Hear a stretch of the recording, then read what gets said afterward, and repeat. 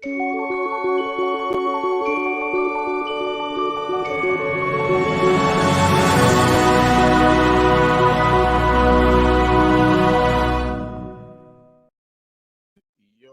on, everybody? Welcome to the Spann Report podcast. I'm your host, Mr. Spann, and this is episode number 331 of the report. And man, I didn't have any cold opens and shit, man. I ain't seen nothing real funny and nothing like that on social media, so I couldn't share that with y'all, man. My apologies. But we got some things to talk about, and we're gonna get into talking about them. But of course, before we do, I gotta remind you guys how to get in touch with us over here at the Spann Report podcast. Let your voice be heard.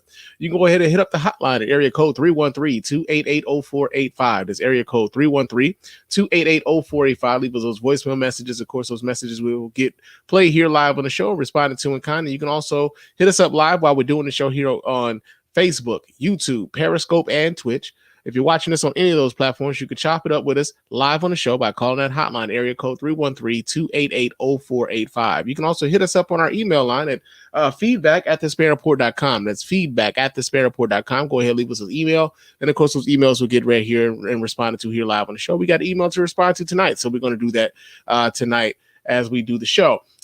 Hit me up on Twitter and Instagram. My name on both of those platforms is Mr._Spann. So go ahead, follow me there. Chop it up with your man Spann throughout the week. You can also go to our website at www.thespanreport.com. You can go there, watch replays of the show. You can donate to the show as often as you like, as much as you like. And of course, we really do appreciate every dime over here at the Spann Report Podcast Network. Also, go cop yourself some merch, man, at our store. You can go to our store straight from the website. Get yourself a t-shirt or a coffee mug or a hoodie or something, man. It's one way to kind of put down for the show, man, and it helps us continue to do this thing the way that we do this thing here on the Spann Report Podcast live on YouTube, on Facebook, on Periscope, and on Twitch. And for those of you who would like to donate to us via Patreon, you can do that and become a part of the golden circle of the Spann Report Podcast. That's for those of you who would like to do it like on a recurring basis, man, on like give us like $2, $5 or something like that on a monthly basis to help us continue to do this show here live as we do this here on Facebook, on YouTube, on Periscope, and Twitch, man. But real talk, we got some stuff to talk about, man. We do. But like I said, we do have some listener feedback. So let me get to the listener feedback. We got an email here that we got, and so I need to get to that. Let me pull this up here real quick. I'm sorry. I thought I had this pulled up already. But let's see. All right. We get this email here. This comes from Reggie. Reggie writes in to talk about cancel culture. He says, while I hear you that cancel culture isn't so much about getting rid of people, but more so about holding them accountable, can't you at least see the parallels between the banishment of Pepe Le Pew and Dr. Seuss as a result of the current climate that just isn't as tolerant as it was in times past? I agree with you in the grand scheme of things. It doesn't mean much, and we probably won't be thinking about this stuff past this month. But what happens when it's sometimes much more culturally significant? When it's something or someone that's universally loved, and then the woke set their aims at them. What then? All right. So the first things first, man. Thanks for writing in, Reggie. I appreciate you writing in, brother. Here's the thing.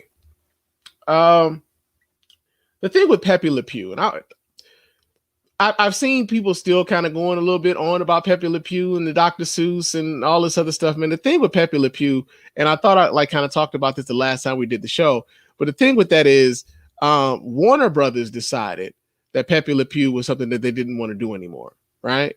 The Dr. Seuss family, like the estate of Dr. Seuss, were the ones who decided that he wasn't something that, like those books that they didn't want to keep in circulation. Now, keep in mind that the books that they took out of circulation weren't books that people were clamoring for. It wasn't like they were talking about The Cat in the Hat or Green Eggs and Ham or The Grinch Who Stole Christmas. They weren't talking about those books. They were some obscure ass books that the vast majority of folks weren't reading anyway. And they had some very, problematic imagery for ethnic people in there, like whether you're talking about Asian folks, whether you're not talking about black folks, right? So they took it upon themselves to say, hey, man, we don't want our brand associated with this sort of shit anymore, and we're going to take these out of publication, right? Same thing with Warner Brothers. Warner Brothers decided that, hey, this probably isn't a good look for us. We're going to pull back on this. We don't know if we really want to keep Pepe Le Pew in any of our major productions anyway. We might and at any time they could decide that, we might bring them back, right? We might bring them back. We might bring them a reformed Pepe. You know what I'm saying? They bring Pepe back, and Pepe then went to charm school or some shit, and he's a reformed skunk, right? But the thing is, I kind of liken this, and this is something that I kind of think about somewhat as a content creator, in that take for instance, like take me for instance, right? There are YouTube videos of me when I was like really early on in me giving my public commentary on the things happening in the world, right? Very like Spann TV on YouTube and shit, like back when I was like a YouTube partner or whatnot. And I've never taken those videos down, and they're still available. But if I were to decide, because I no longer agree with me from then, right? If I decided that, like, you know what, those videos no longer represent what I stand for anymore, therefore I don't want to like have those up anymore. Is it really cancel culture if I'm canceling my own shit? You know what I'm saying? Like, if I decided for me to like, yo, I don't really agree with this anymore, I don't really like feel this way about that particular topic anymore, does it really like serve me in any way to keep that up and available for people to like punch me in the face with, you know, later on, because they like, well, you said this back in 2009, right?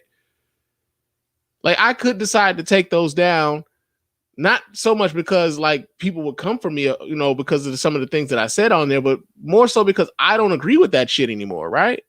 And so the thing with like with Warner Brothers, with Pepe Le Pew, is no, they don't have to decide whether or not, you know, Warner Brothers doesn't have to be like, oh man, well, cancel culture is gonna come for Pepe in this new Space Jam, we should probably take Pepe out of this, you know, this cartoon. Like no, you don't really have to do that. And I've seen folks talk about, you know, Family Guy, you know, and some of the like the risque things that are going on with Family Guy and the what's my man name, the giggity guy. I don't really watch Family Guy all that often, but I know there's a real problematic character on that particular show that people were talking about. Why y'all ain't canceling him? It's like, well, for one, you got to ask Seth MacFarlane why he hasn't canceled him, because Seth MacFarlane hasn't felt like he wanted to take him off of that cartoon. But also, people weren't asking for Pepe to be moved either. Warner Brothers decided to do that on their own. So like, this is what led to the question that I had last week. Like, is it really cancel culture if you're canceling your own shit? Right? Dr. Seuss's estate decided that they were going to cancel those books. Warner Brothers themselves decided they were going to pull Pepe. Like, this wasn't a campaign that led to you know, those characters being pulled. Like, people were like, yo, you need Pepe Le Pew was very problematic, you guys need to take him out of any further you know, productions and everything. Like, no, Warner Brothers decided to do this on their own. Right now, you also asked whether or not they wanted to, whether or not they want, like, if this happened to somebody who was much more endearing or much more relevant to the culture, right? I'll say this, man. There are people who have done some problematic shit and they are still able to like kind of cook because the vast majority of people still have love for them, right? They're so connected to their art. They're so connected to their contribution to pop culture that despite whether or not you believe that they should be canceled or not, the vast majority of folks don't believe he should be canceled. Like, I think they just tried this shit with Eminem, right? Some young folks just figured out that Eminem had said a bunch of problematic shit earlier on in his career, decided they wanted to try to cancel him. And like, for the vast majority of folks are like, well, for one, Eminem ain't really nowhere near as popping as he used to be. And then two, like, Eminem was a product of his time, like, kind of, and they just kind of let it go. Right. So, you know, I get it. Like, people want to do this slippery slope stuff. I don't know if I really buy into that. I just kind of feel like, yo, man, when you start talking about cancel culture, yes, sometimes people can be a bit overzealous in trying to get people up out of the pain. But also, some of the times, it's not like they're canceled. They're just more so put on break. You know what I'm saying? Kanye West. We got a story about Kanye West that we're going to talk about a little bit later, but Kanye West is sort of like kind of put on a break, but that didn't stop niggas from buying all his Yeezys, bro. Like, he just had a pair of shoes come out. They look like fucking like Klingon shoes, but like they sold out in like under 15 minutes. So despite all of the bullshit that was going on with Kanye West still got people who are willing to overlook that shit and still support him monetarily. So yeah, man, I don't know, man. I don't know if, you know, it's a slippery slope and like more, you know, profound folks or more people who are connected to the culture that more people who have more cultural relevance. Because I don't know if Pepe Le Pew has such cultural relevance for us to be this upset about it and still be talking about it. But yeah, I don't know how you will deal with that, right? I just also kind of feel like if the people love them, they'll overlook a lot of this shit anyway, right? They'll justify a lot of this shit. Like, look how long it took for R. Kelly to be quote unquote canceled. There's still people out here protesting on behalf of R. Kelly today, despite what we know like at this point, right? So yeah, man. I appreciate you writing in. I hope I answered your question. And I hope to hear from you again soon, brother. Real talk. But yo, it is time for us to get into the news.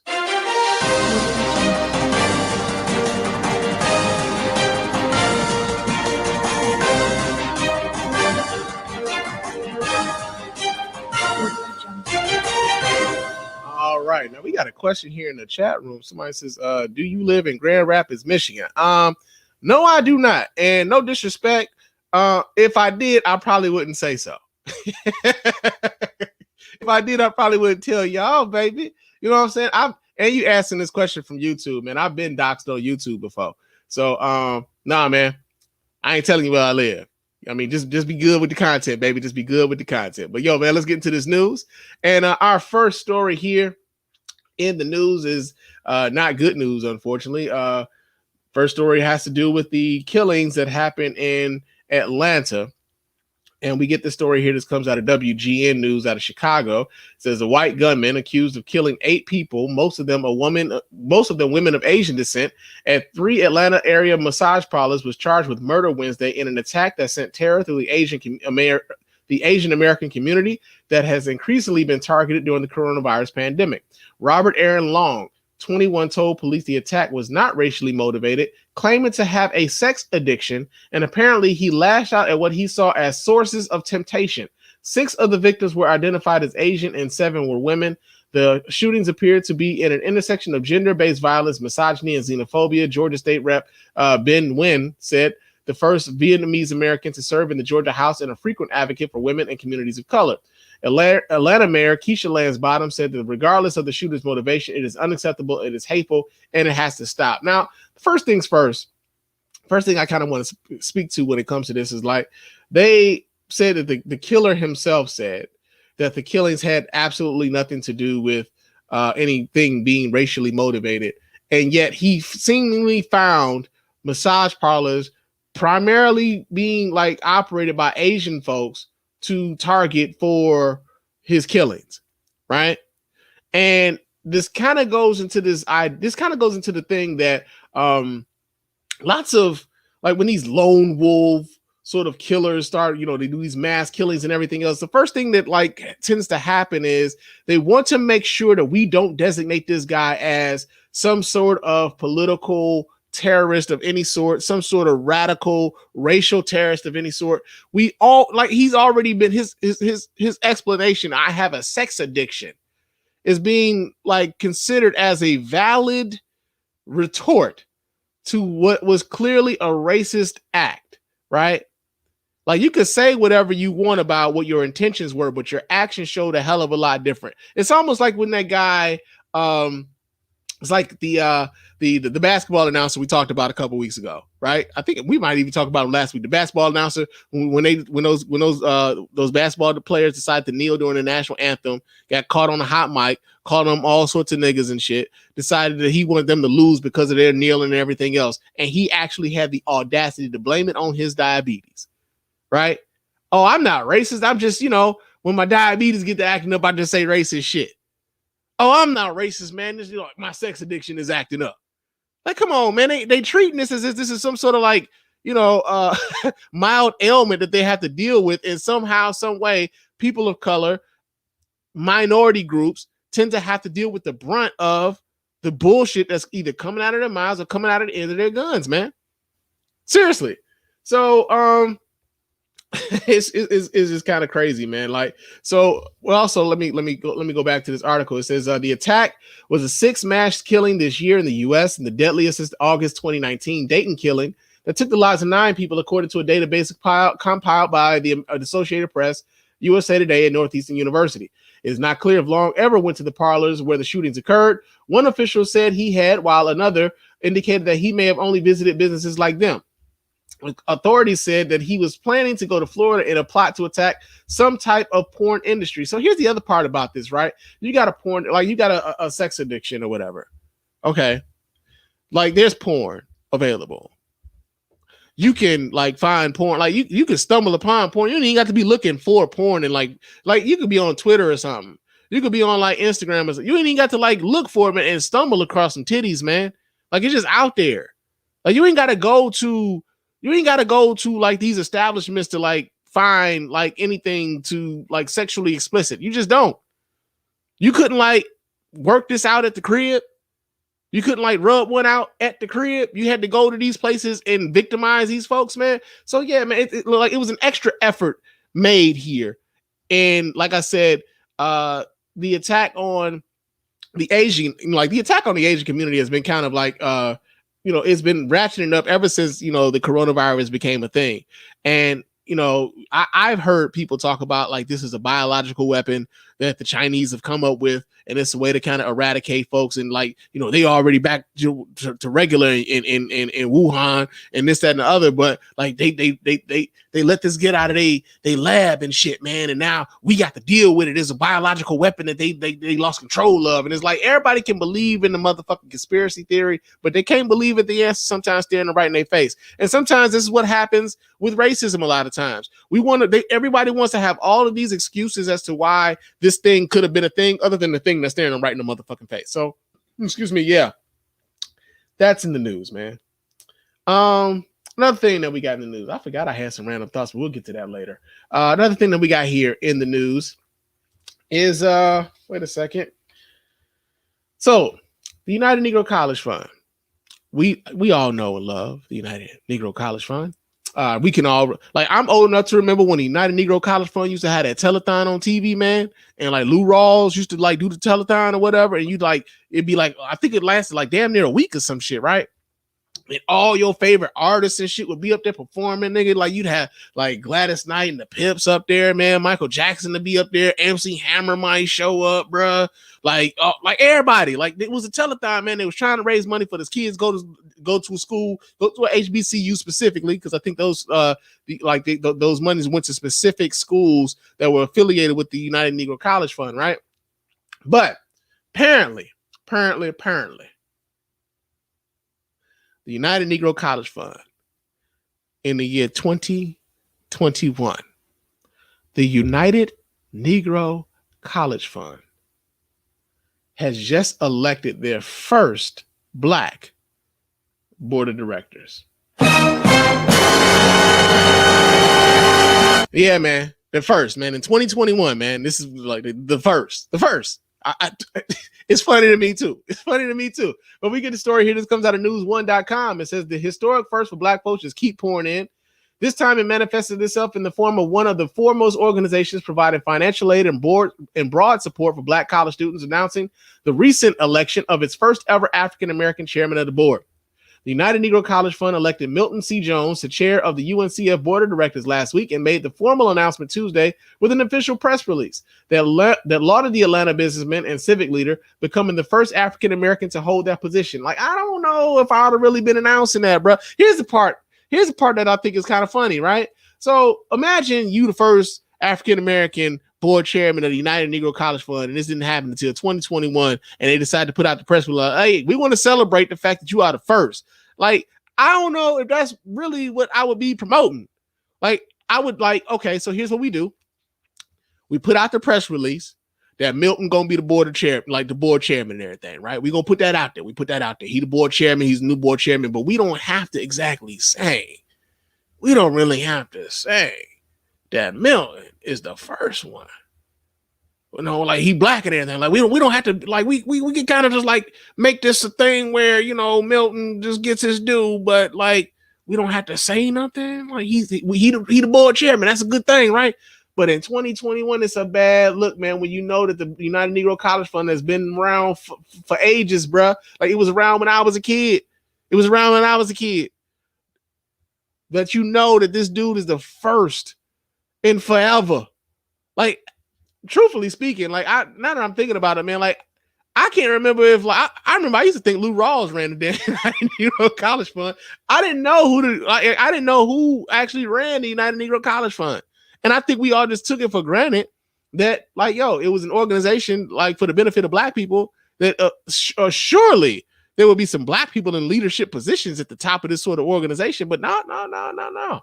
They had us all fooled, man. They had us all fooled. Milton Bradley. I think it's, let me go back. Let me get this man's name right. No, Milton C. Jones. Milton C. Jones is the very first African-American board chair of the United Negro College Fund in 2021.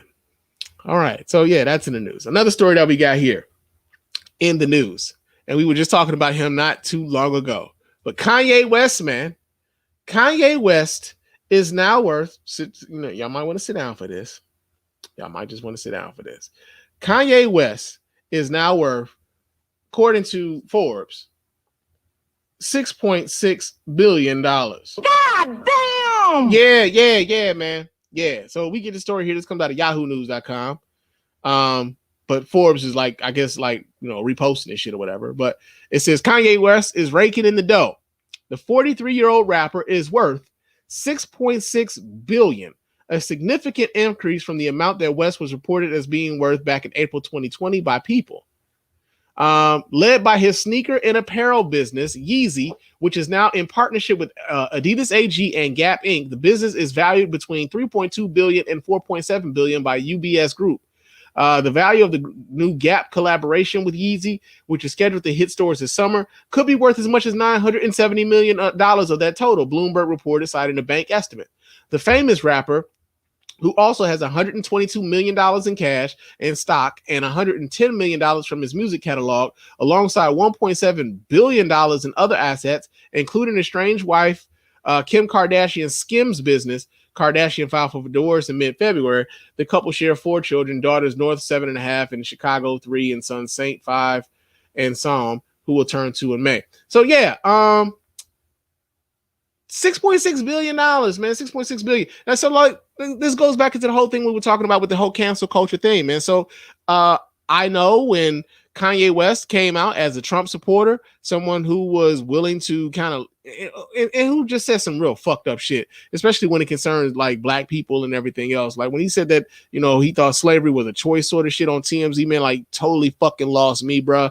It's hard for me, man. Like as much as I enjoyed Kanye West's music, man, it's hard for me to even listen to even today, knowing what I know now about the dude, man. Like it just takes away the enjoyment of me to be able to like listen to like My Beautiful Dark Twisted Fantasy, which I thought was his greatest fucking piece of work. Right? I thought that was his greatest work. And like it's hard for me to listen to the shit now.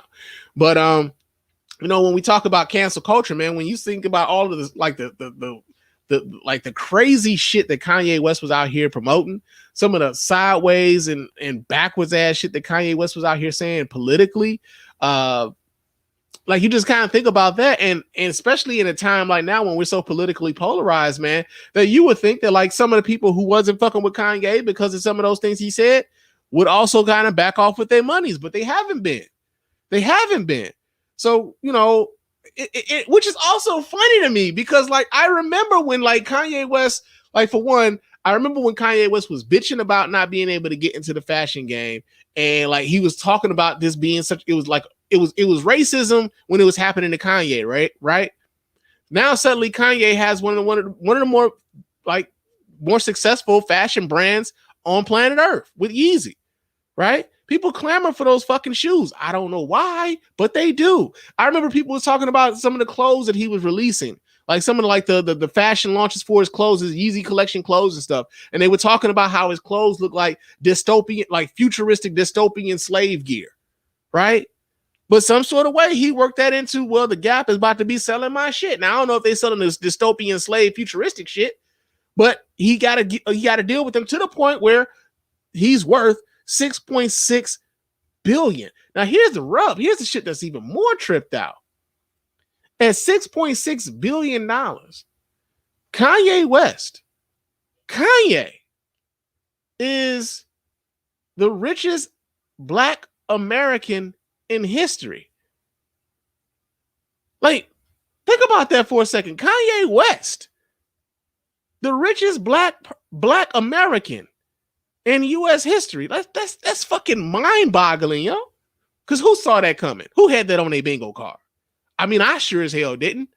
I thought the brother was going to be successful, but you know, and especially like after like the last few years that like we've seen of Kanye, like to see that like his net worth has grown so exponentially during this time, which also just kind of goes to be like, yo, man, sometimes like even with the controversy, so long as the people are talking about you, then whether it be good or bad, they're talking about you, and it can it can lead to more economic opportunities. Maybe he believes in that. Maybe that's what's been working for him. But yo, man, who'd have thought that being the heel that Kanye West turned into being would also turn him into a billionaire 6.6 times over, man? That's crazy, but that's in the news.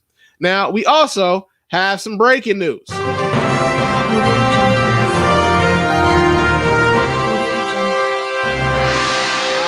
right. Now, our breaking news is, yo, man, so the Russians tried to hack into our goddamn election again. That'll be a monkey's bare-assed uncle. But you know what, man? It wasn't just the Russians. It was the Iranians, too.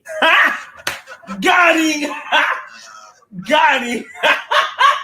And I say that got him because y'all remember when like Donald Trump was like occupying the White House and shit, like how he would totally like gas up the idea that China was the ones responsible for like the election interference into the 2020 election, and that China was trying to prop up Joe Biden, this, that, and the other. And we come to find out through these same intelligence agencies that told us that Russia was invading, or I'm sorry, and trying to influence the election, that they did it again. At the behest of Donald Trump, or on the behalf of Donald Trump. We get the story here. This comes out of the WashingtonPost.com. It says Russian President Vladimir Putin and other senior officials in Moscow sought to influence the 2020 election by spreading misleading information about Joe Biden through prominent individuals, some of whom were close to former President Donald Trump, the U.S. intelligence community said in a report Tuesday. The report does not identify those individuals by name, but it appears to reference Trump's one-time personal lawyer, Rudolph Giuliani, whose repeated meetings with the suspected Russian agent came under scrutiny by U.S. officials. Both Russia and Iran sought to influence the election, the Office of the Director of National Intelligence said in its report. But a third major adversary, China, did not try, it says, contradicting the Trump administration's assertion about Beijing's activity last year. The declassified document, the first U.S. government report on the matter since November's election, said no foreign government attempted to change votes or alter results, supporting U.S.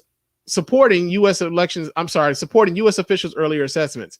It confirmed what was widely reported last year, that there was no effort by any foreign government to mount the sort of broad campaign of influence American voters that the Russians attempted in 2016 by hacking and releasing Democratic Party emails, by circulating divisive ads on social media, and by persistent efforts to hack election-related websites. I'm gonna just say this, man, because it doesn't surprise me at all that they would attempt to do it again if they got such grand fucking results the last time. Here's the thing, and this is what always like kind of saddens me, because I know people who fell for this shit, right? I know people who like promoted the voter apathy sort of thing, man, who got on there talking about Joe Biden, like who couldn't wait to like, yo, man, Joe Biden wrote the 1994 crime bill. Y'all really trying to vote for Joe Biden after that, man? Or they would talk about election frauds. Like suddenly everybody believes that like election fraud is really a thing. Like even when you think about what was happening in Georgia, like Donald Trump was talking about how many hundreds of people were voting that were dead in Georgia, and then their own Republican Secretary of State comes out and they said, well, we found 2 instances of that. Not enough to exactly swing the election, but we found 2 instances of that. And then you think about all of the people who were talking about, well, yeah, the voting machines were from this for Smartmatic and Dominion, and they came from some Venezuelan they were allies of some ex-Venezuelan president, and they were complicit in election fraud down there, and then we bring them up here and like all this shit, and then you find out that the people who were promoting this were getting their information from the very people who were trying to who pretty much fucked with the election the last time. And then you find out that like there are government officials in prominent positions who are promoting this messaging, right? Willfully promoting the messaging of a supposed enemy of the state, right? I think we're supposed to be adversaries with Russia at this point. Like we're supposed to be. And yet we've got people who are within the United States government who are actually promoting the Russian propaganda. And to the point where like you got nearly half of the voters, or at least those who have voted for Donald Trump, you got a lot of those folks who actually do believe that this election was stolen from them, despite all of the evidence to the contrary, because they've been fed a steady drip of this bullshit for the last 6 years.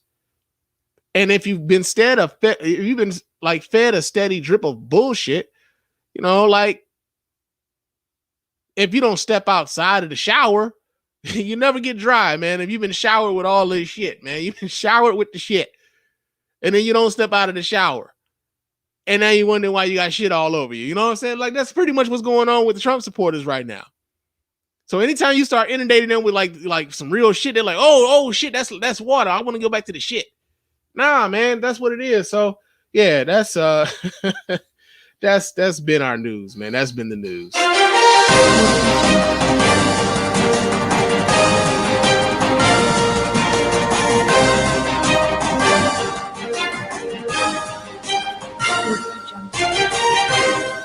Now, normally we would be doing Blue Blazes right now, but your man Spann got kind of sidetracked. I had some random thoughts, and I need to share these with you guys. I do, and I was supposed to do it at the top of the show, and I forgot.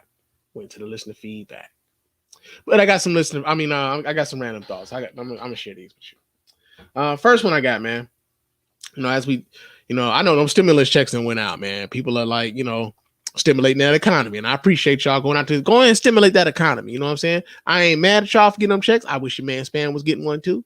But I ain't mad at y'all, man. I ain't no hater like that, man. It's a bunch of haters out here. Haters out here talking about some, man, what y'all supposed to be doing with them checks, man. How y'all supposed to spend it, man. You got LLC Twitter out here talking about y'all need to go ahead and start businesses with them stimulus checks and shit, man. You got people mad at y'all buying up all the TVs and shit. Man, it was just Christmas, man. They bought TVs then. They buying TVs again. Like, yeah, nigga, they bought TVs. Why you worried about them buying TVs, nigga? Buy you a TV, right? Like just mad for no reason, man. Just upset, just jealous, man. I ain't one of them. I ain't no pocket watching none of that. I just kind of wish your man Spann got one, right? Like I love y'all, but I love me too, right? That's how I look at it. But yo, wouldn't it be weird though if like the people that told you, like say for instance, Trump supporters and the people who told you not to vote were told that like since they told you not to vote and they didn't vote for Joe Biden, that they wasn't gonna get no stimulus. Like what did they say? No stimmy for you, right? What did they like became stimmy Nazi and shit? Like told them like you couldn't get a stimulus check and shit because like truthfully speaking, you kind of voted against what's happening right now. If you want to be honest with folks, like the people who told you not to vote didn't want you to have this stimulus check. The people who will go vote for Joe Biden, for Donald Trump and the Republicans. They didn't want you to get this stimulus check. As a matter of fact, not a single Republican voted for the stimulus check. Not a single one. Not one in the House of Representatives. Not one in the Senate. They didn't want you to have this shit. And if people hadn't turned out in big numbers in Georgia to get Ossoff and Warnock those Senate seats, you probably still wouldn't be getting those those stimulus checks. So shout out to the people who went out and voted the right way, so that y'all can stimulate that economy, get yourself some much needed relief. Because had it gone the other way, y'all wouldn't be seeing this money, but it would be real. It'd have been wild, bro. It'd have been wild if they're like, you know what? Since y'all decided to vote for like against this, then y'all shouldn't partake in. Like, if you don't want to be a part of this government process, then you don't want to be. You don't partake in this government excess, baby. You know what I'm saying? And it's different, right? Because I know people. One of the things that some of you Republican motherfuckers would come back to me and say, like, well, when Donald Trump was president, y'all got stimulus, and when Donald Trump was president, y'all got extended unemployment, this, that, and the other. Like, and I hear you. But here's the thing. Nobody knew coronavirus was a thing when they voted for Donald Trump and when they voted against Donald Trump. That was like coronavirus wasn't like nobody knew what the fuck that was. We knew what the fuck it was in 2020. You know what I'm saying? And we knew what the attitudes around the coronavirus was and who had certain attitudes around coronavirus and the economy and people like getting the help that they needed and everything else. So if you after you voted for that, and you like after you voted that way, and then you get these stimulus checks, like you should feel bad. You should feel bad. You should be like, man, you know what, man? Sometimes players, you should come back to everybody. Sometimes players fuck up. My bad, man. My bad. I just want to partake with y'all, man. I just want to partake with y'all. You know, good feelings and good vibes, man. Right? But that was one of the things I was thinking about, man. Another thing I was thinking about,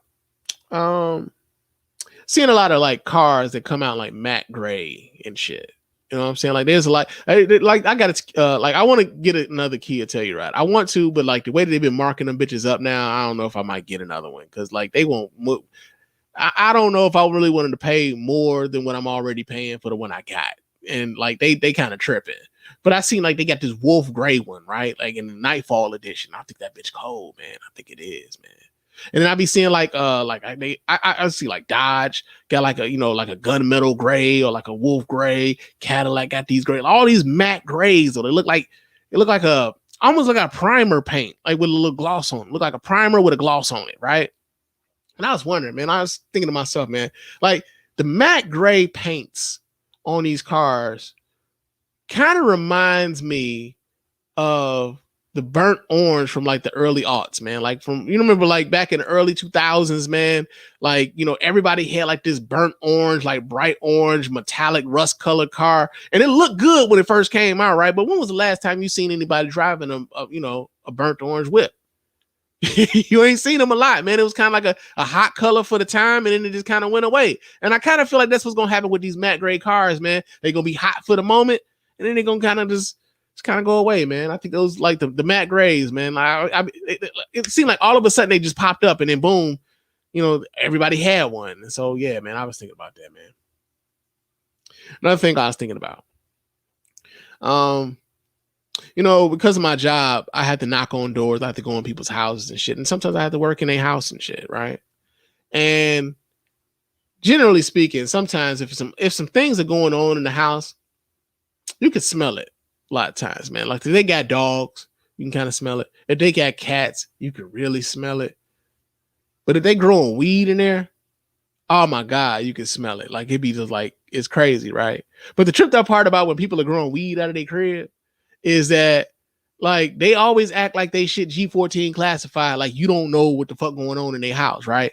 And so like, every time I go work at somebody's house who got a weed growing operation going on there, even despite the fact that it's legal here in Michigan for you to like have, you know, medicinal marijuana and recreational marijuana, they got dispensaries and all sorts of shit. You got a whole bunch of grow houses. Sometimes you have multiple grow houses on one block, right?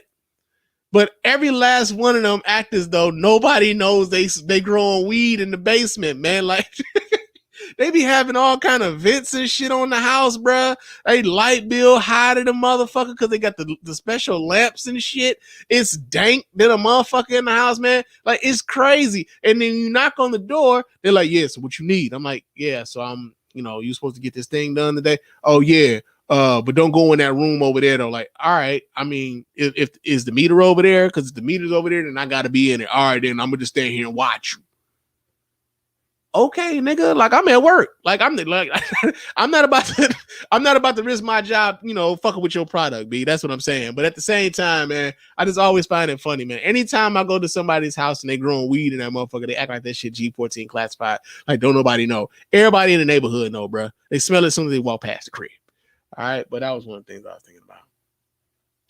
Another thing I was kind of thinking about, man, somebody said this, and I believe this to be true.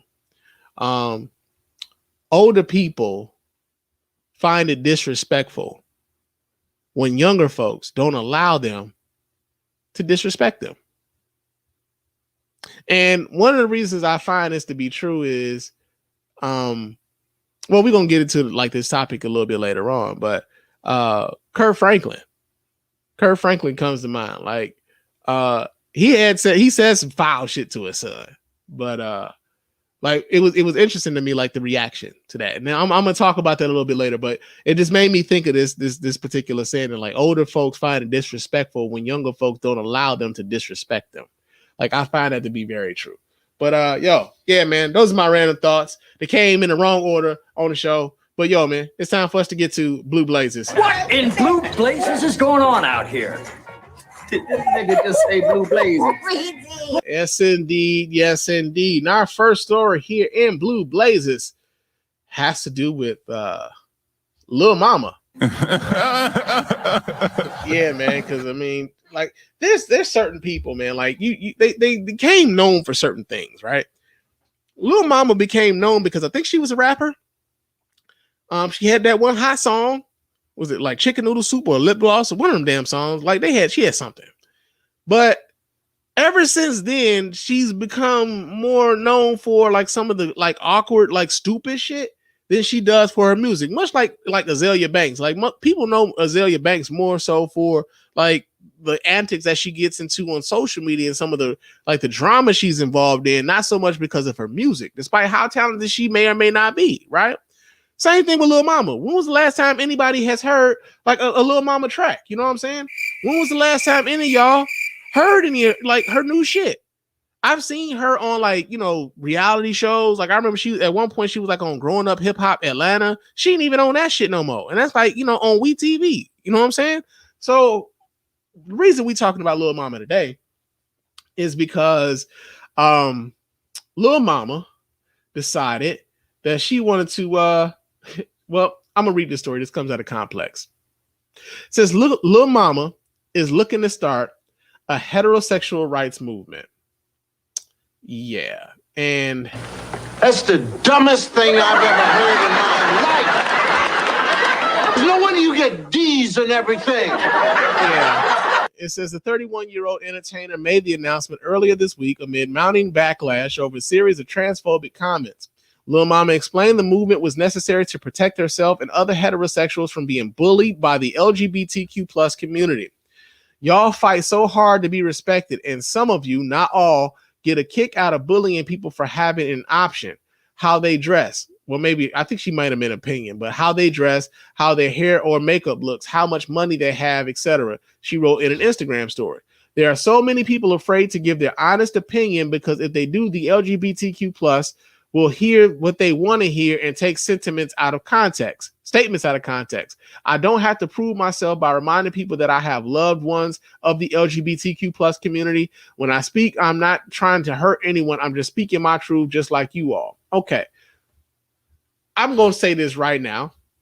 And I know motherfuckers get tired of hearing me say this sort of shit, but I'm just going to say it. Like, this sounds very much like how white people rationalize how they can't be racist, bruh. I have black friends. I've had black people over to my house. I have people in my family that are married to black people. I can't be racist. That does not negate like you having some proximity to these people does not mean you don't hold problematic views towards these people.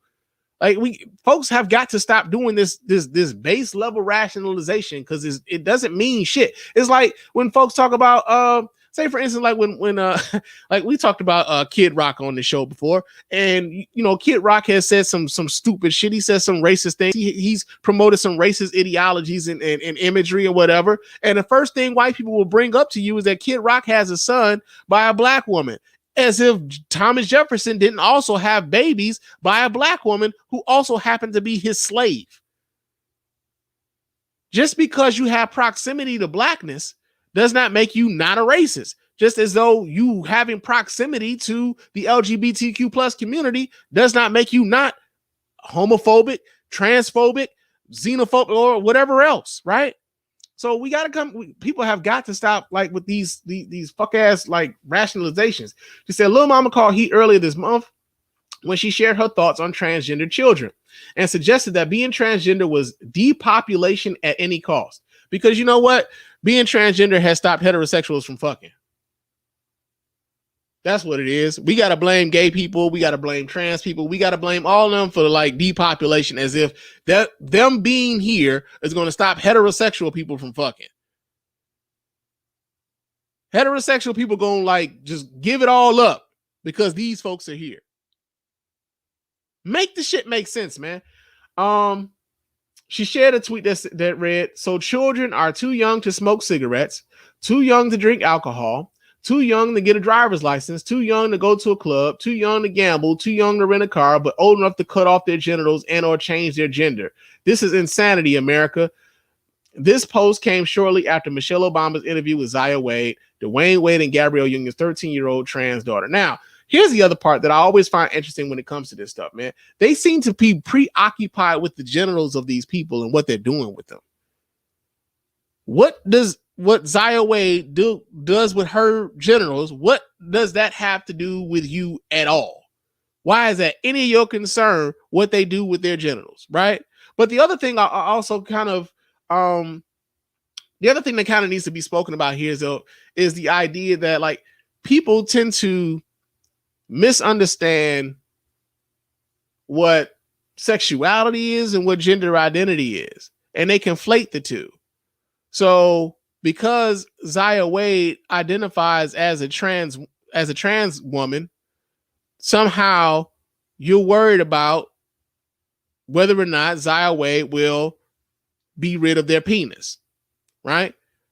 And because this is something that you're not necessarily familiar with, and trust me, these are things that I'm learning along the way too. These are things I haven't always been privy to and aware of. And I'm still learning. I'm open to learning, right? But because you don't understand the difference between the sexual orientation and gender identity, you'll conflate the two. So you're wondering what they're gonna do with their genitals, right? As opposed to just being like happy that this person gets to live a life that makes them happy, that they don't feel as though they're forced to live a life that honestly was just kind of assigned to them, right? Can you imagine, like, yo, like, and I don't want to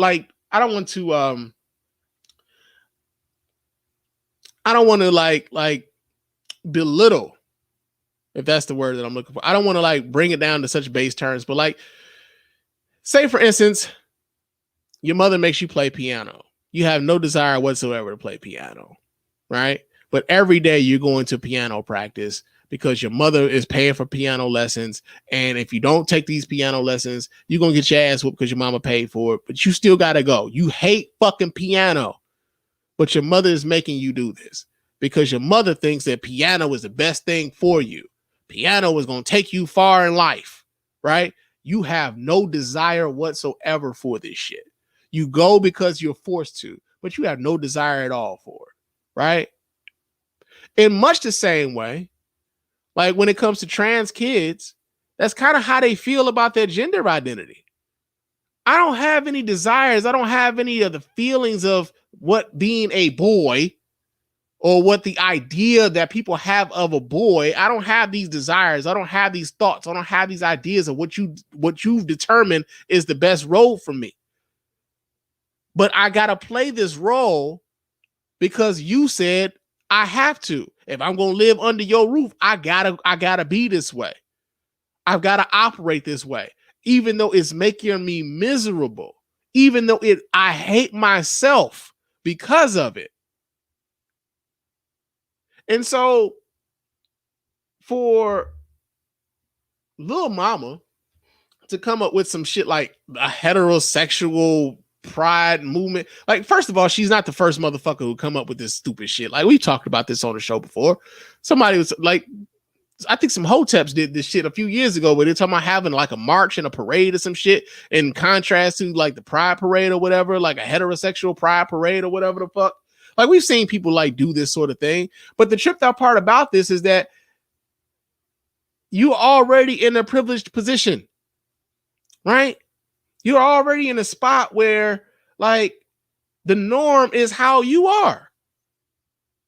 The norm is how you are.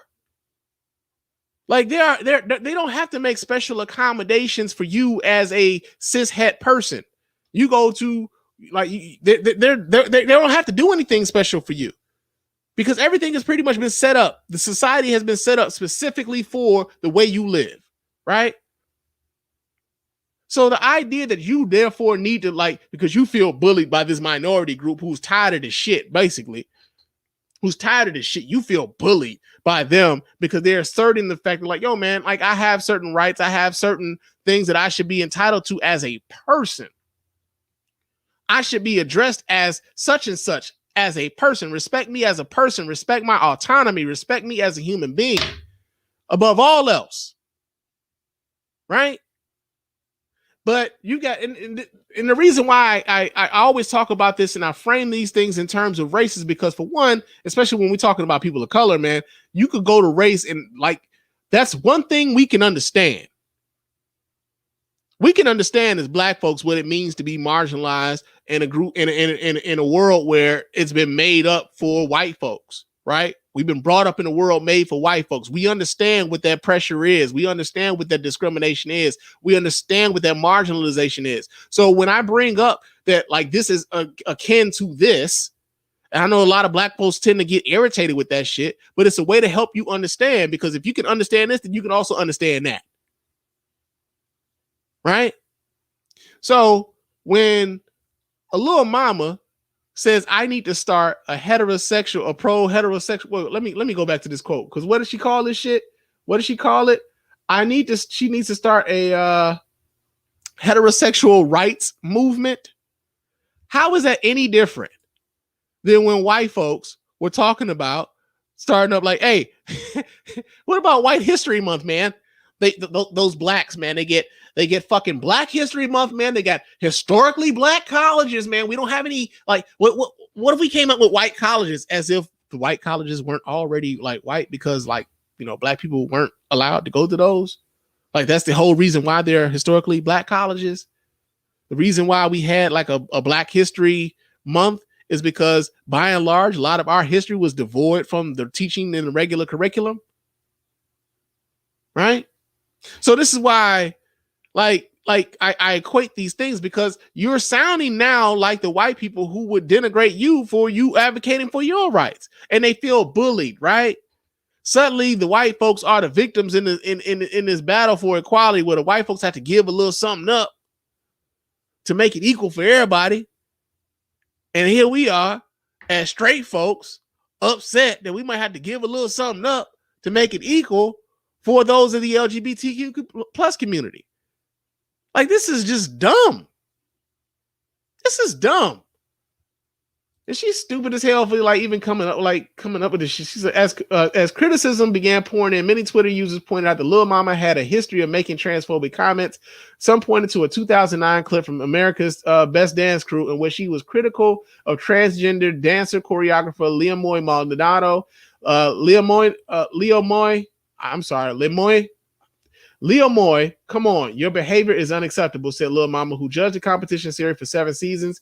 I just feel that you always have to remember your truth. You were born a man and you're becoming a woman. If you're going to become a woman, act like a lady. You know what I'm saying? It gets too crazy and it gets confusing. Yeah. Fuck her, man. Fuck her. And I like it's weird though, like, because like people have been like as a joke against her, have been misgendering her and said she looks like Bow Wow. Right? Like that's been a going joke with her, that people misgender her on purpose when they pissed off with her and say that she's like Lil Bow Wow in a wig. But here you are going out of your way to be transphobic when you didn't have to be, right? You didn't have to be.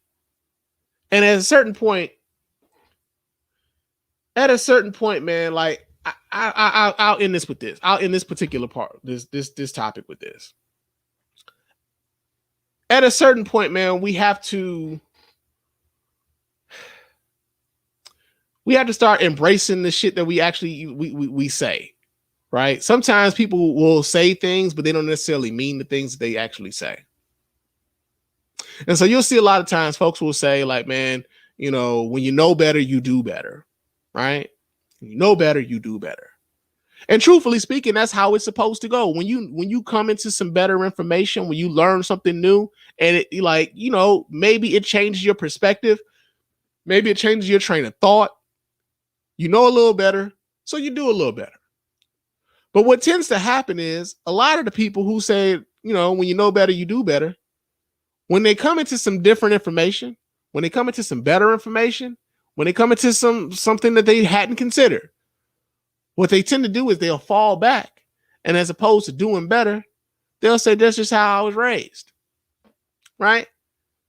That's just how I was raised. And far too often, when people start talking about that's just how I was raised, it's a way of shutting down any sort of like growth, any sort of conversation that could lead to any said growth. It's their way of shutting everything down. And at a certain point, you have to understand with these people is that it is a conscious choice at some point that they are making. It's no longer about whether or not knowing better and doing better. And it's, to some degree, it's not even about how they were raised. They are making a conscious choice to be a bigot. And we need to start, acknowledging them as such. Right? So yeah, that's in Blue Blazers. Another story that we got here in Blue Blazers, man, is I hope y'all are sitting down, man. I hope y'all are sitting down. Because there's a rap supergroup on the horizon. Okay. Now, I know a lot of y'all have been waiting for this. Y'all been asking for this. Y'all couldn't, man, I'm telling you, it's been on the cusp for so long. But look, man, Snoop Dogg, Ice Cube, E40, and Too Short have created a West Coast rap supergroup, my nigga. And they calling that shit Mount Westmore, dog. Got him. Got him. And I say got him because they missed on this, bruh. They missed on this, man. How in the fuck? See, and I blame Ice Cube for this, man. I blame Ice Cube for this because if Cube wasn't around here fucking around with that goddamn platinum plan, man, Cube would have found a better name for this goddamn group than fucking Mount Westmore. Like, we already had West Side Connection. Like, we get it, y'all West Coast, this, that, and other, man. You could have found a better name, bruh. Could have found a better name. Like, real talk, it'd have been better if y'all had played off the NWA shit. You know what I'm saying? Played off of the NWA, but also incorporate the fact that y'all a little seasoned. You know what I'm saying? Y'all got a little age on, y'all a little salt and pepper. I mean, some of y'all ain't even got your head on. I get it. Shout out to Too Short. He don't even wear a beard. E40 don't either, man. Y'all look weird without beards, man. Come on, man. Grow some hair on your face. Even me, I'm follically challenged. I try to keep whatever little hairs I can get. I try to keep them motherfuckers there, bruh. Try to keep them motherfuckers there. And then when you get older, you start finding out hair growing in other places that you ain't know hair was supposed to grow. You're like, man, what the fuck, man? My hairline been fucked up all my life. And you decided to grow there? Like, come on, man.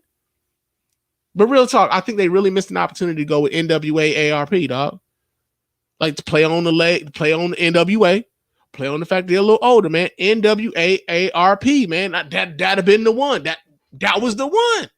That was the one. They fucked that up, man. But we get the story here. This comes out of people.com. It says it's Snoop Dogg, Ice Cube, Too Short, and E40 have joined forces to create a hip-hop supergroup named Mount Westmore. On Tuesday, Too Short joined DJ Vlad on Vlad TV, where he revealed that the four rappers have already recorded somewhere in the neighborhood of 50 songs and will release their debut album next month. Too Short also noted that additional volumes will be released in the future. It's not a thing that we dreamed up, is a thing that's really real, the rapper said of the group. This is serious shit, and we did this because we wanted some business ventures. We wanted to do some business ventures together, and we wanted to join forces to future tours together, as well as release these projects.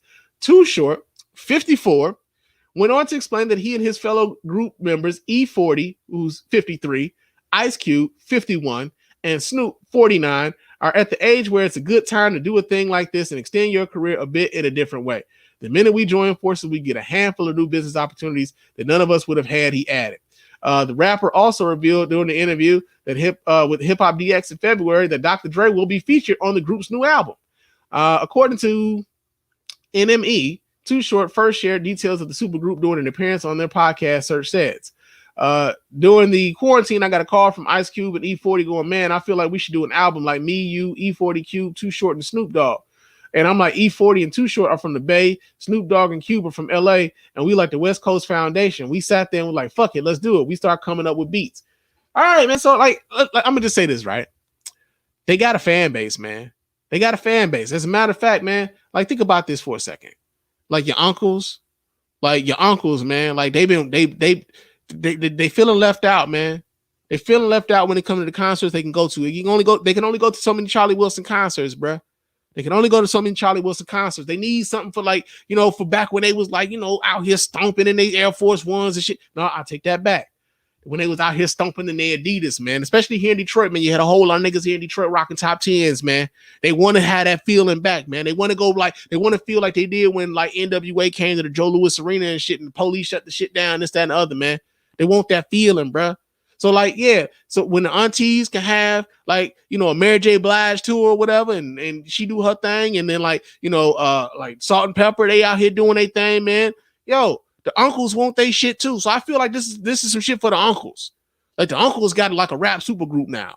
You know what I'm saying? Like, you know, not like you kids uncles, but I'm talking about like my uncles. Because they're like my uncles that put me on the Too Short. Like, although E40 kind of came up when I was a kid, but like yeah, Too Short about the oldest motherfucker in that whole trio. But yeah, man. They Mount Westmore, man. That's some Blue Blazers. Now, another story that we got here in Blue Blazers is Kurt Franklin, man. Yeah, Kurt Franklin is in Blue Blazers, and y'all know why Kurt Franklin is in Blue Blazers, man. Kurt Franklin called his son everything but child of God these past few weeks, man, and he's been making the rounds on. I think he did an interview on Tamron Hall's show, man. He released a public apology, and I'll probably play a bit of that here on the show. But Kurt Franklin was recorded by his son talking cash shit, man. Like he was talking cash shit. Like he was ready. He was ready to whoop some ass, man. That's some ready to whoop some ass shit. Kurt Franklin was talking on the phone, man. As a matter of fact, let me just go ahead and pull the shit up, man. While we get, let me just go ahead and do this. Wait, no, that's the apology. I don't want to do the apology yet. I want to do the cursing out. Got to do the cursing out. So let me pull this up so you guys can watch here right along with your man Spann. See what the hell Kurt Franklin talking about. All right, and here we go. Let's see what they talking about.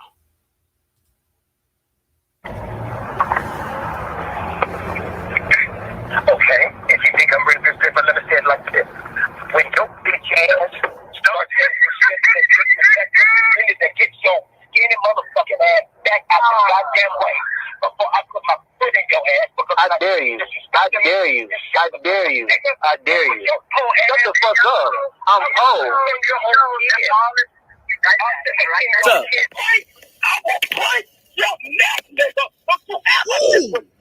I did it.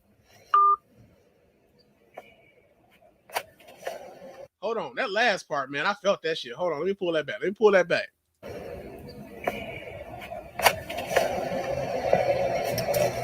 He just hung up the phone. Oh damn, I didn't get it far back enough. I did it. What's up?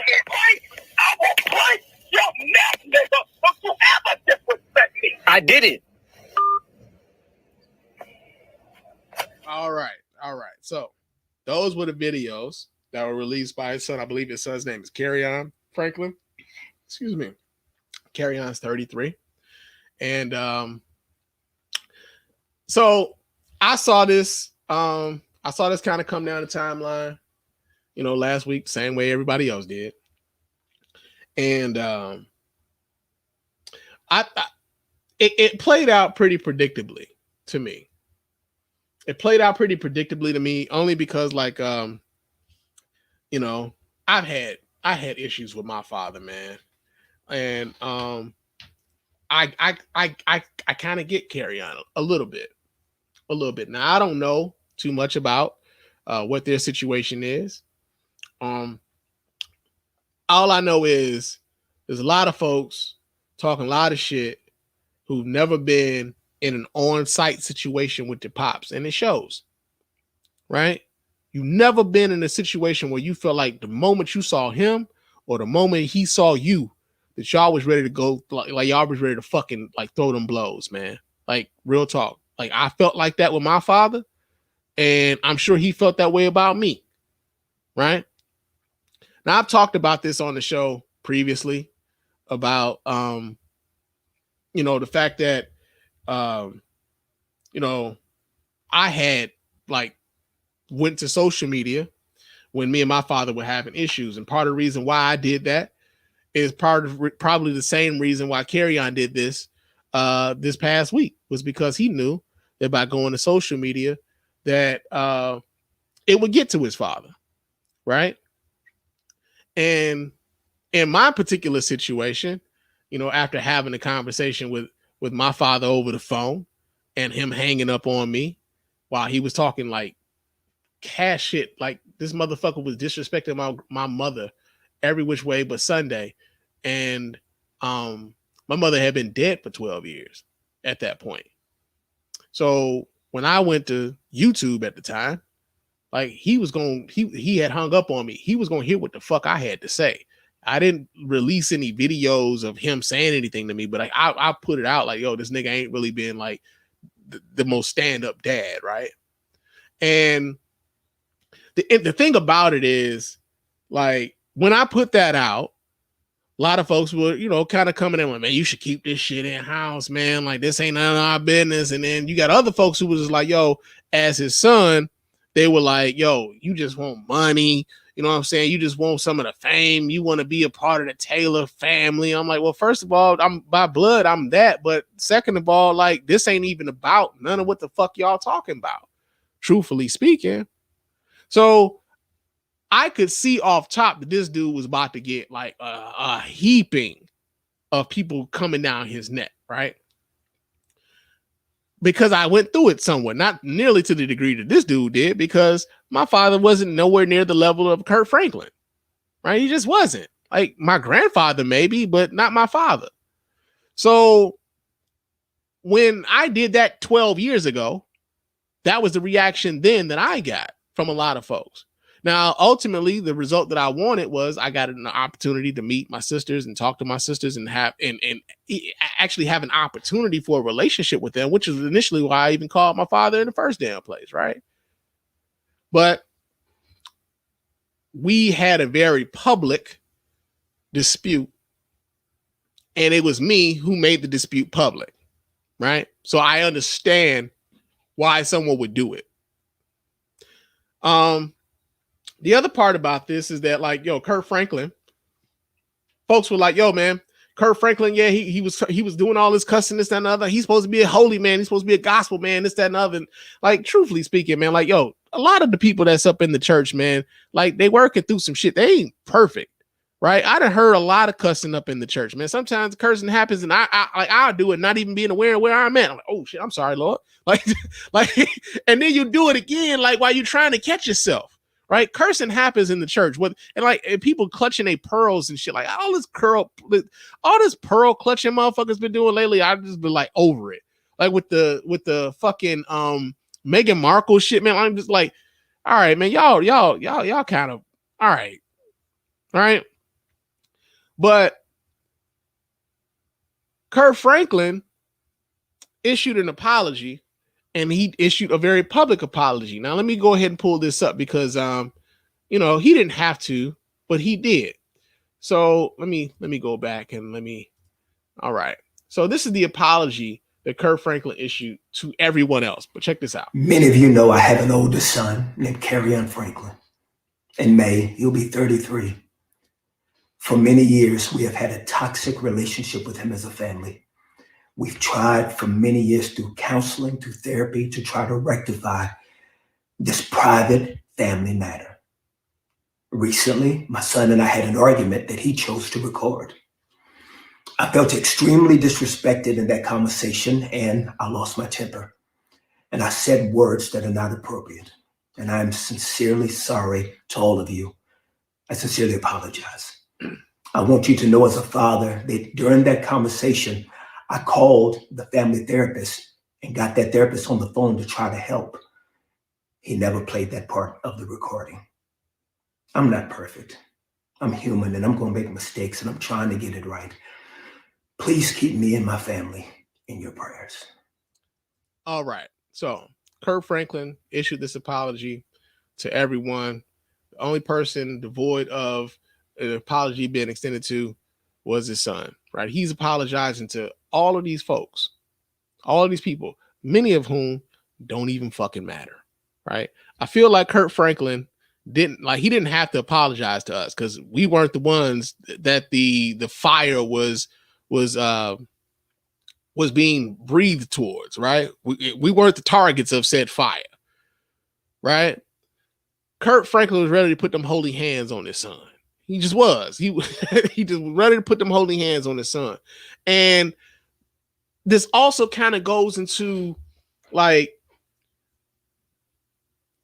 this. There's this thing, man. And again, like I said, like my father wasn't on this on any sort of level like a Kurt Franklin or anything like that, but he did have some level of prominence within like the Southern soul community and shit. But there's this thing where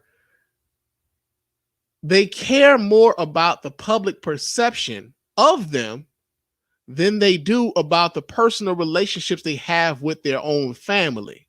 Let me say that again. They care more about the public perception of them than they do about the personal relationships they have with their own family. All right? Which is why I was kind of telling me that like Kurt Franklin would apologize to all of these people who don't fucking matter, as opposed to, hey, like, okay, let me get with my son. Let us like, you know, let us talk about this in a different manner. I mean, I got to figure another way to like skin this cat. Cause this ain't working. However I've been doing it, this ain't working. He didn't owe any of us any kind of fucking apologies. I'm gonna just say that Kurt Franklin didn't have to do that. We didn't deserve any fucking apology. Like, wasn't aimed at us. Like, your beef is with your son. Now, the other part about that I kind of want to get to is like, you know, folks were talking about, yo, his son is 33 years old, man. He deserved it. I've been cussed out by my mom and daddy. Like, I'd have got worse from my mom and daddy. Like, truthfully speaking, like, y'all got to stop like promoting that sort of shit too. Right? Stop promoting that your mom and daddy used to cuss you out. Your mom and daddy still cuss you out, this, that, and the other. Like, that ain't healthy, bro. Like, and I know a lot of y'all sit up here talking about like, y'all, I went through that kind of shit and I came out fine. Like, are you sure? Are you sure? Because some of y'all got some hangups, bro. Some of y'all dealing with some issues y'all ain't worked through all the way. But y'all keep talking about how y'all fine and y'all grew up with this sort of shit. You're not fine all the time. And also recognize that people deal with certain things in different ways, right?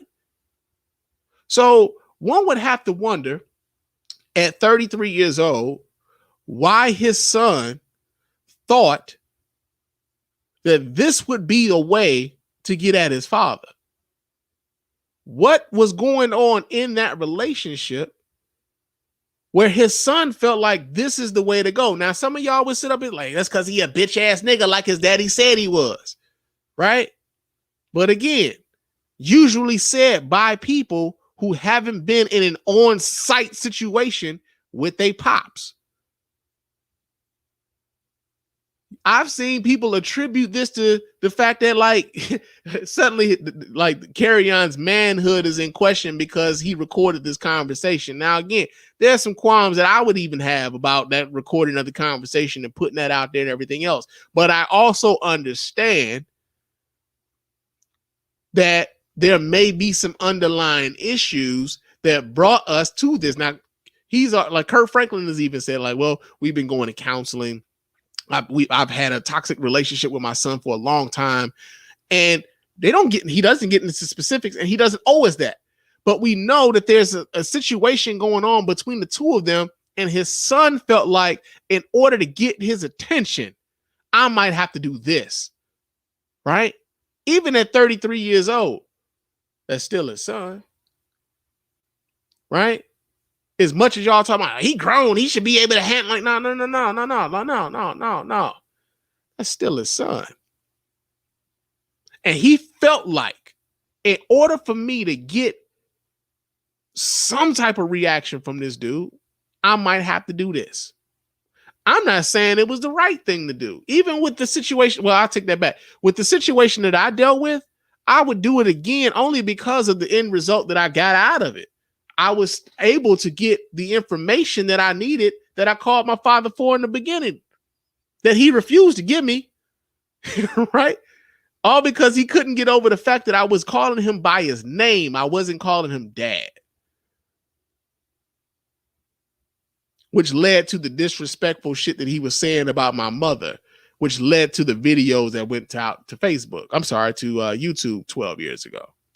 Now, ultimately, I decided to take those videos down after he passed away. My younger sister requested that I take those videos down, and they would have no longer served a purpose considering the fact that he was no longer, I mean, the videos were specifically for him, but, you know, the public got a chance to see it. But they were directed towards him. I was talking to him. So I don't know if Kerryon Franklin is going to get the same level of reaction, or if he's going to get the desired result from this move that he thought he would get. But I do know that the way in which he's being perceived was totally predictable. At least for me, I could see it because Kerryon Franklin isn't the famous one. And there's a thing about being someone of some notoriety where you care about the perception of these other strangers. And again, like you care about the perception of these strangers, not necessarily caring about the perception of your relationship with your family members. And so the public at large is looking at this like, well, he wrong for bringing this out to our, like, you know, he wrong for talking about this publicly and trying to expose Kirk, this, that, and other. Like, he probably doing this for some money. He probably doing this for clout, this, that, because that's probably what they would do. They haven't been in that sort of situation with their pops where it's on site. And like, kudos, like truthfully speaking, it's not a good place to be in. Trust me. It's not a good feeling to have, to be on site with your daddy.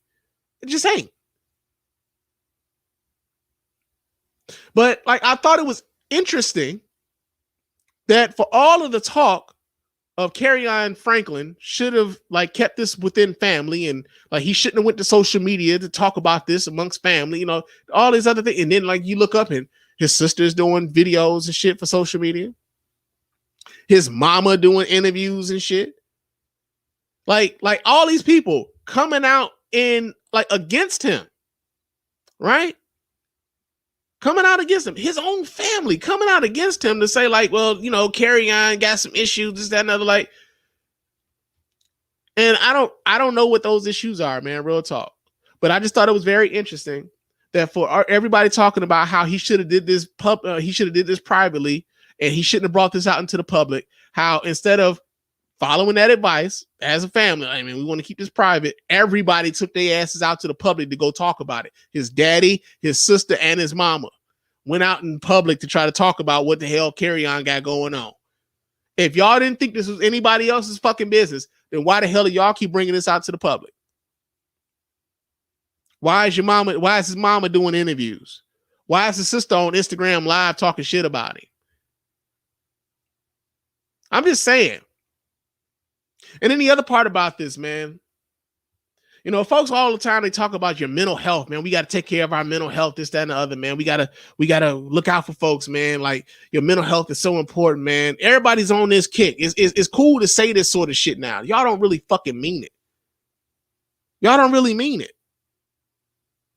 Because the minute this dude did what he did, y'all not knowing what the situation may be with him and his dad, y'all have said like he 33 and y'all wiped the floor with him.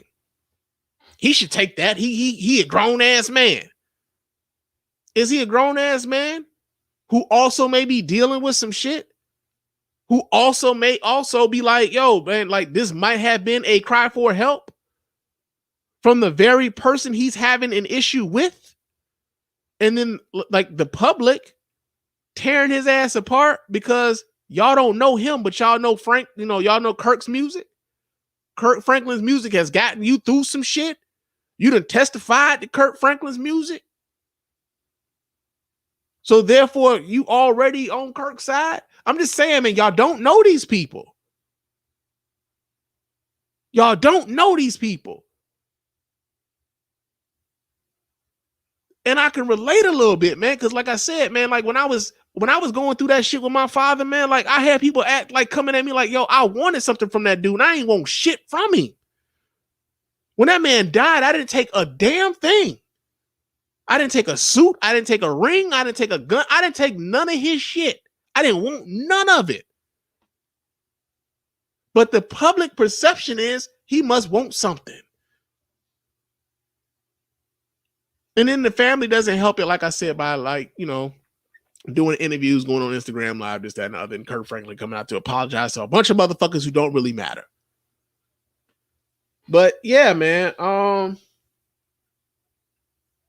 just thought that was like, you know, I just kind of wanted, I felt like it needed a different perspective because I saw so many people so willing to quickly just throw away this carry-on dude at 33 because he's dealing with this shit at 33 years old. I was 29 when I went through that shit with my father, and we never spoke again after that.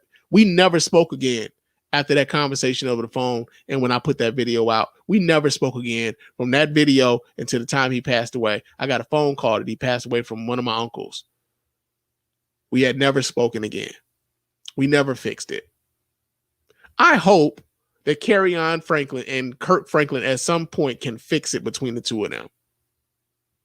I hope, I pray for that for them. But I also know, like, you know, the reaction to Carry-On Franklin putting that out there and the way that people like lined up on whatever side they lined up on was totally fucking predictable. And it was only predictable, I guess, to me, because again, I kind of went through some of that shit before. So yeah, man, that's been Blue Blazes. What in blue blazes is going on out here? This nigga just say blue blazes. But y'all know what time it is. That I'm proud to be an American, where at least I know I'm free. Yeah, that's enough of that shit. It's proud to be an American time here at the Spann Report podcast.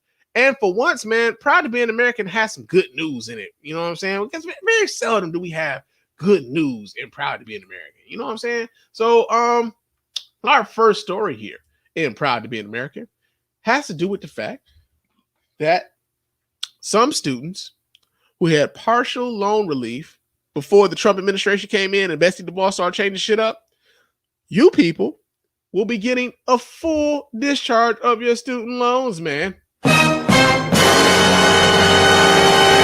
Man, look at that Biden administration doing shit for the folks, man. Like, man, what did Biden ever do for me, man? What did Biden ever do? You know what I'm saying? Like, Biden out here whooping ass, man. Like, I just thought about this, man. They were talking about, like, the coronavirus shit, man, like the vaccines or whatever. And they had set this, like, you know, and I get it, like, you know, like under promising and over delivering and shit. Like, I get it, you know what I'm saying?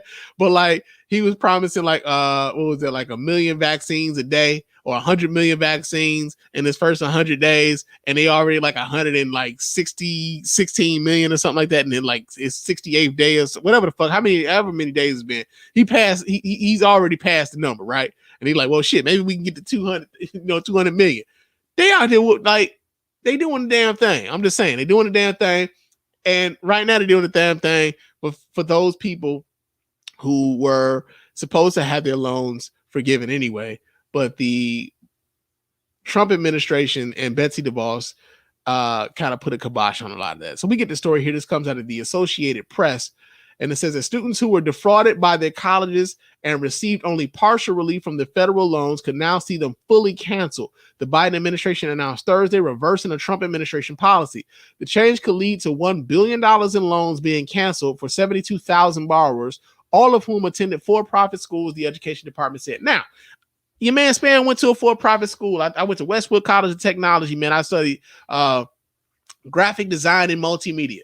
Didn't finish at Westwood College of Technology. Had a student loan debt of about $5,000. Man, Spann paid that shit off. And I would love to have had this shit happen before I paid my shit off. But you know what? I ain't mad at those who gonna get this shit. You know what I'm saying? I ain't mad at them who gonna get this shit. Congratulations to y'all, man. I ain't no hater. Right?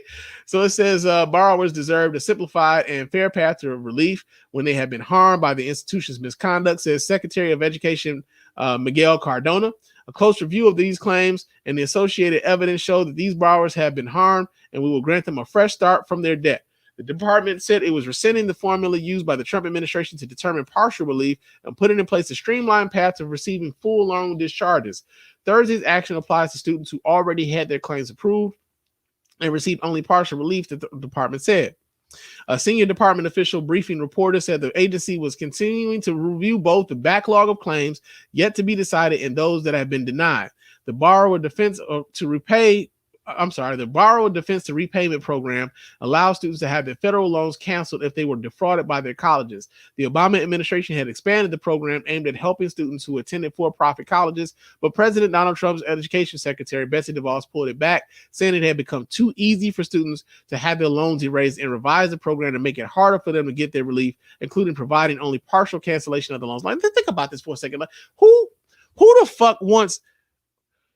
For those of you who claim that you wanted a government for, by, and of the people, why then would you elect a motherfucker who didn't want to do shit for the people? Whose main fucking, I say fucking a lot, but whose main objective was to, like, kind of piss on the people. You know what I'm saying? Like, think about this for a second. Like, the people who really needed the most help under the Trump administration didn't get it. Like, they didn't get the coronavirus, like, you know, like the coronavirus, like, the response to the coronavirus pandemic from the Trump administration, where he mostly played favorites by who talked best about him, right? Whoever, like, curried favor with the Trump administration, whoever talked glowingly of him, were the ones that he really paid attention to. Those who really fucking needed the help, though, didn't necessarily get it, you know? And for that, we are now sitting at around 500,000 people, a little bit past that now. 500,000 some of our folks have died for the coronavirus because of the reaction, but because of the ways in which the Trump administration just kind of reacted to the whole thing, man. Like, I'm so glad we are so far from that and past that. But yo, man, students are going to get some level of relief from their student loans from those for-profit colleges, man. And that isn't Proud to be an American. That is, for once, good news and Proud to be an American. Another story here that we got in Proud to be an American is, so there was a dude who got caught outside the vice president's residence. We now have Vice President Kamala Harris. And he was arrested. He was a Texas man. He had a rifle with apparently a large capacity magazine. Yeah, man. So we get the story here. This comes out of foxdc.com. As a matter of fact, is there a video to this? I believe there is. So let me go ahead and pull this video up so you guys can watch right along with me. Hold on a second. Let me go ahead and do this here. Pull up the video and allow them to tell y'all, because, you know, your man's man get tired of reading sometime. So let's let this video load up and do his thing. And developing tonight, we are learning new details in the arrest of a man outside the vice president's house at the Naval Observatory. Police arrested a Texas man this afternoon who allegedly had an AR-15 and large capacity magazines in his car nearby. Fox 5's Evan Lambert live tonight near that scene with the latest now. Evan. D.C. police say Paul Michael Murray was arrested here outside One Observatory Circle. A Twitter user was riding by. This was about noon. That user riding by on their bike took video. Here's some of that. It's a guy on a bike. They detained a guy on a bike. Jeez, look at all this. Undercovers. Murray is 31 of San Antonio, Texas, according to police. Fox 5's Lindsay Watts obtained an internal police be on the lookout document warning local police that Murray was likely mentally unstable and may have had a gun. Okay. I was getting ready to say they had to be something, man. Like they giving him mentally unstable. I was getting ready to ask whether or not the motherfucker had athlete's foot or something. You know, since they're giving these motherfuckers all sorts of excuses for why they doing the shit that they doing. They saying he mentally unstable. I thought it might have been his athlete's foot, but you know, that's what they go on with. Document warns that he believed people, mainly the military and government, were going to kill him. A family member alerting police that Murray was in D.C. and was going to take care of his problem. That was a quote. Police documents say Murray once served in the Army and was discharged. A police source tells Fox 5 Murray asked to speak to the president here. His car found downtown off Massachusetts Avenue with the rifle and dozens of rounds of ammunition, according to police. And we should note, it does not appear that Vice President Kamala Harris and the second gentleman, Doug Emhoff, are living here. According to reports, they are living at Blair House while the residence here is under renovation. Murray should be in court tomorrow. Back to you. So here's the other part, man. Like, so check this out. So they're not living there. So you then tell them where the motherfuckers is living at? Like, you give them next motherfucker who got a plot, they're like, yo, so they ain't there, so I know to go to Blair House next time. What the fuck, bruh?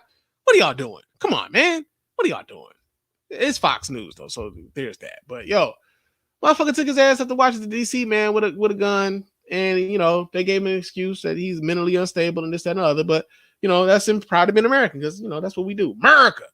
You know the chances are he had an AR-15, probably had a 30-round mag, and they call those high capacity magazines, I believe, in D.C. because I don't think you are supposed to even have an AR-15 in D.C.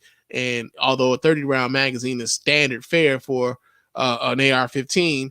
You know, in certain jurisdictions, you know, you can't have that. I believe in California, if you have an AR-15, you can only have like a 10-round magazine or something like that. But yo, that's proud to be an American. The next story that we have here in Proud to be an American has to do with the talk show, The Talk.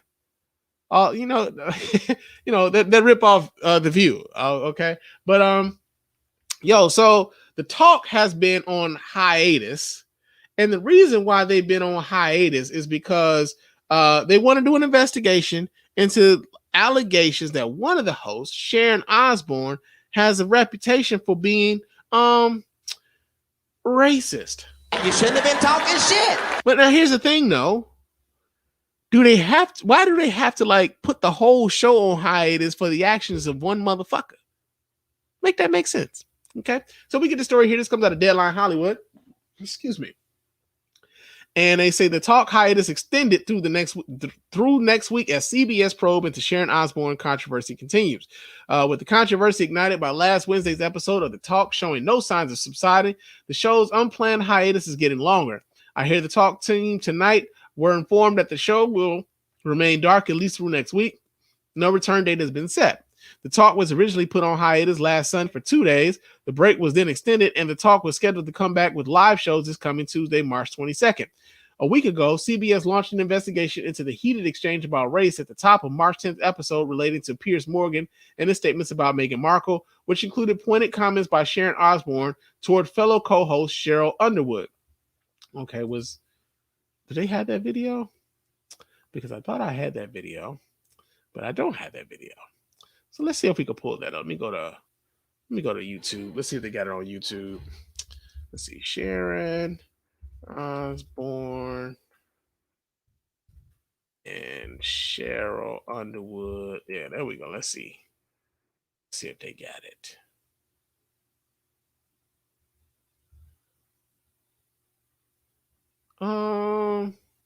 Okay, so this might be it. Let me see, because you know sometimes they be having like GMA and ET. They don't play the whole fucking clip. I just want that clip. Let me pull this up. I feel even like I'm about to be put in the electric chair because I have a friend who many people think is a racist, so that makes me a racist. Okay, so off top, here's a white woman who is friends with someone who many perceive to be a racist, and she's already putting herself in a victimhood position. I feel like I'm about to be put in the electric chair because my friend who may be perceived as racist, I'm about to be accused of being a racist because I'm friends with him. Now, I'm not saying that, you know, people who, here's the thing. You can have a friend, right, who got some off-color views about some shit. But when your friend goes out here and they say this shit in public, and you hang with them, people gonna be looking at you like, so what y'all be talking about? That's just the nature of things. That's just the nature of like that's human nature. Like, you know, that whole saying birds of a feather flock together and shit. Like, man, so what y'all conversation be like when the rest of us ain't around? Are you talking about us too when you with that motherfucker? You know what I'm saying? So she's like, yo, I feel like I'm being put into the electric chair on account of the shit that he's saying. Like, that ain't what they doing, but they're like, yo, man, so what's up with that though? That's what, like, she's already painting herself as a victim. And for me, at 68 years of age, to have to turn around and say, I ain't racist. What's it got to do with me? Okay? How can I be racist about anybody? How can I be racist about anybody or anything in my life? How can I? Well, what? We'll be right back. What? We have more topics, so don't go away. And I think we should stop this. First of all, bitch, who the hell? Well, here's the other part. So she said, she's like, how can I be racist? You're a 68-year-old woman. You're also British. Not to say that, like, 68-year-old British women are racist, but like, yo, man, like, we were talking about this in how like the British monarchy kind of like spread colonialism throughout the world. And it's not far-fetched for people to believe that an older white woman could hold some racist views, whether she's from the South, whether she's from up north here in America, whether she's from Britain. You're an older white person, and for decades, for millennia damn near, white people have been at the hierarchy when it comes to the racial caste system. That's just been what it has been. So you're being defensive right now because your friend has said something that is perceived as racist, and you've been going out of your way to defend his right to say these racist things that he's been saying. Right? So like the whole, how can I be racist? Like, yeah, you've had black friends over your house. Oh, great. Thank you for telling us. Let us know how many. I bet you can count how many of them it was too, right? You think you talking to with your rabbit dog hair having ass? Don't talk to Cheryl like that. The break. I'm asking you again. First of all, hold up. I've never seen this video before, but shout out to the editorializing from whoever posted this shit, man. Oh, man. And don't try and cry, because if anyone should be crying, it should be me. This is the situation. Yeah. You tell me where you Okay, here's the other part. How dare you? You just sat there and asked, how could you be seen as racist? You just told a black woman on an issue about racism to not cry, and that you should be the person crying because of your friend being accused of racism. You don't see the irony there? Like, you don't have like any level of self-awareness as to like, yo, you don't like, you want black people to see. This is the thing. Like, white folks want black people to explain shit to them, but we have to do it like unemotionally and shit, right? Like when we start getting emotional about the shit, like suddenly everything we say gets taken out, like thrown out the window, right? Meanwhile, we are on the business end more often than not of said racism. We're on the business end of it. And yet you want us to be calm, cool, and collected, and also patient with you as you learn through this process, right? Meanwhile, you are a part of the culture that pervades this shit, like that puts this shit out here into the world. Even now, you putting yourself up as if you're higher than to tell this woman like, yo, you don't get to cry. I cry here because I am the aggrieved one. How? It's like, what are you talking about? How are you aggrieved? How are you aggrieved? That's crazy to me, man. I've heard him say, educate me. Tell me. Cheryl, please punch her in her mouth. I've heard him say racist things. Educate me. Tell me. And the burden, like, here's the other part, man. And I've said this on the show plenty of times, man. And like, people have mixed opinions about this. Like, as a person, like as a black person, when it comes to like white people and racism and stuff like that, I don't feel like talking to y'all. I don't feel like teaching you shit. At a certain point, man, you got to be willing to do the work on your own, man. Like, don't come to a black person who's been at the business end of the racism that has been dished out and tell them like, yo, it's upon you to teach me where I'm fucking up. Like, nah, man. Like, at a certain point, man, you got to do that work yourself. You know, if somebody like, man, I don't really fuck with that guy, man, he might be racist, this, and another.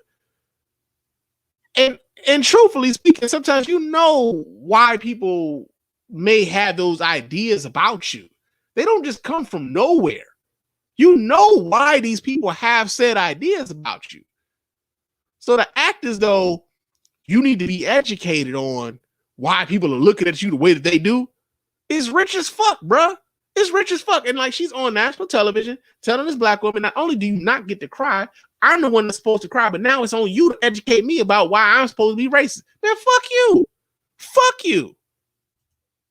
It is not the exact words of racism. It's the implication and the reaction to it, to not want to address that because she is a Black woman and to try to dismiss it or to make it seem less than what it is. That's what makes it racist. But right now, I'm talking to a woman who I believe is my friend.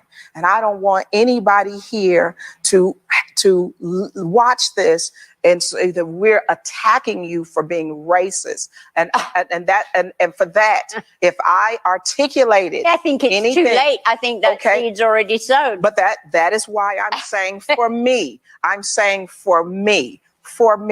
I thought I was asking a question about the perception for other people. That's why I prefaced it with, I've never heard you utter anything racist, but I have felt that Pierce was racist in his stance against Meghan Markle. And the last time he was on this show, I said as much. I said it when he was on this show. And what was his answer to you? He didn't feel that it was racist. He didn't feel that the racial statements that he was making were racist. But I was talking to him. Okay, answer me this one, okay? Because I don't know. I don't understand. Bring it down a notch, little lady. All right, that's enough of this shit. But shout out to Cheryl Underwood for being as calm as she was in that particular moment. Because, like, real talk, man, I feel like Cheryl Underwood maybe felt like, you know, there may have been she had to be in that moment because of, you know, if a Black person does exert any level of emotion in the conversation like that, then suddenly they're being dismissed. They're, you know, they're deemed in what we call an angry Black woman and everything else. So shout out to her for like holding her cool in that particular moment. But yeah, man, like I'm just at a point where I'm just tired of white people acting as though we have to teach them, educate me, like demanding an education when, like, yo, it's way too many motherfucking resources out here for you to go to, man. And you know why people are looking at you the way that they do. Like this, let's not pretend like you're totally oblivious. These people know why they're perceived in the ways in which they are a lot of times. And so, yeah, man, the show is on hiatus for another 2 weeks, I believe. They like, until whenever they decide they're gonna bring that show back, they're gonna bring that show back. But that whole show is on hiatus because one motherfucker couldn't get their shit together. The whole show. Now that's white privilege for your ass. The whole show can't come back because one motherfucker couldn't get their shit together. So yeah, man. That's Proud to be an American. And our last story here in Proud to be an American is we had a Michigan restaurant owner who was locked the fuck up because they kept defying the COVID-19, you know, restaurant orders and shit. Yeah, man. So we get the story here that comes out of WXYZDetroit.com. And it says a Western Michigan restaurant owner was arrested before dawn Friday and hauled to jail. A dramatic turn in a months-long dispute over her persistent refusal to comply with orders and restrictions tied to the coronavirus.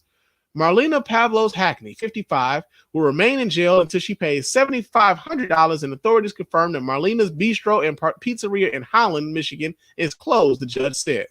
She has put the community at risk. We're in the middle of a pandemic, Ingham County Judge Rosemary Acanelia said.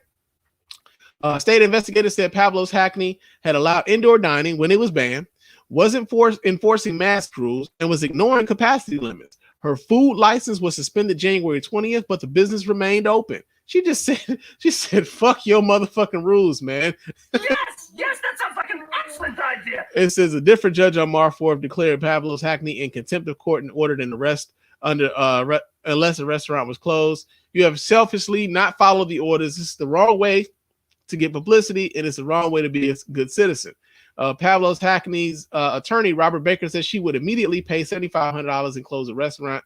State police arrested her in Park Township near Holland and drove 90 miles to the Ingham County Jail. Pavlos Hackney seemed to shrug off the possibility of an arrest as she poured coffee for her customers Thursday. We don't want this country to be a communist regime that's going to dictate what we can do and cannot do, the native of Poland told Wood TV on Thursday. Breakfast still was served by restaurant staff Friday as news of the arrest spread. She reminds me of my dad, never wanting government handouts, said Republican state. Oh my God. Oh my God. Said Republican state rep Mary Whiteford, whose district includes the restaurant. Every one of her customers has chosen to eat in her restaurant. They refuse to let the government dictate their lives. To reduce the spread of the coronavirus, Governor Gretchen Whitmer at times has put strict limits on restaurants and bars. In-person dining with limited capacities was reinstated February 1st after a 10-week halt. There were other restrictions earlier in the pandemic. Now, predictably, a Republican would say that this is about, restricting their lives and all this other shit, right? That's predictable. But the other thing about this, right? You ever notice how like Republicans always talk about that law and order shit? You ever notice that like the Republicans swear up and down that they're all about law and order until like the laws and order ain't really consistent with what the fuck they believe should be right and wrong and shit. So like suddenly, like you don't have to believe in the laws. You don't have to follow the laws. You ain't got to have any sort of order. We can do whatever the fuck we want to do. And she reminds me of my dad, because my dad didn't want us to, like, he didn't want the government telling us what to do with our lives, like it's suddenly you don't give a fuck about the laws and the order. It's always bullshit with them, man. It's always a bunch of shit. It's not like, and I will continue to say this, like Americans, we are like the D students, man. We are like the D students. One of the perks and the privileges of the A students who've done all the work, right? The A students are out there at recess playing fucking touch football, basketball. You know what I'm saying? The girls out there jumping rope and shit, playing hopscotch. You know what I'm saying? Some of them, like the kids playing duck, duck, goose, tag, whatever the fuck, the good kids, right? Meanwhile, us Americans, we back in the classroom because we know how to fucking act. We ain't doing our homework.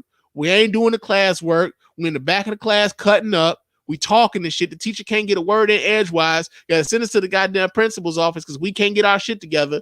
But we want the same fucking benefits as all the A and B students out there. We want to go to recess. We want to do all that shit. We want to go play freeze tag.